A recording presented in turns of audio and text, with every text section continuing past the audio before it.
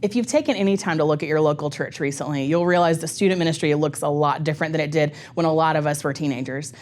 Even when I talk about girls ministry on the regular, and so much of what I'm having to talk about is not just how are we establishing a girls ministry in a local church, but how are we ministering to the needs of teenage girls.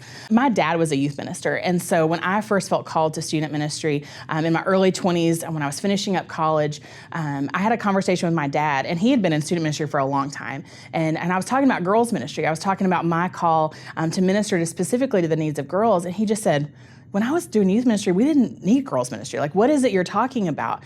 And I think where we are in our day and age, we've just got to make sure that there are good precautionary things in place when it comes to conversations that maybe youth pastors are having with teenage girls. Maybe there's a woman in your ministry that could be a little bit more involved in the conversation that has been a teenage girl, and she's walked in their footsteps. She knows what it's like to feel the aches and pains and the heartaches and the joys of what it looks like to be a teenager.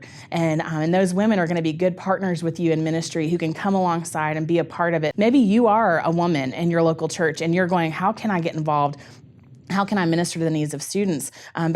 And some of you feel really awkward because it does look a lot different than it did for us. But if you will just be willing to take up what Matthew 28 tells us to go and make disciples of all nations and do that in your own local church through student ministry, you can make a big part of the difference. The basic foundational truths are still the same. We're still trying to point students to Jesus in everything that we say and do. We're trying to help them understand and have a deep-rooted knowledge of who he is, how he's changed their life, how he can change their life.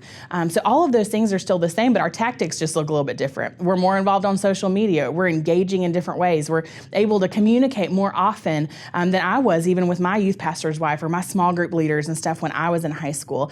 We're able to connect with them almost immediately. But it also does create opportunities to build relationships in really powerful ways, for us to stay connected over the long haul, even past when they graduate, past when they move away to somewhere else.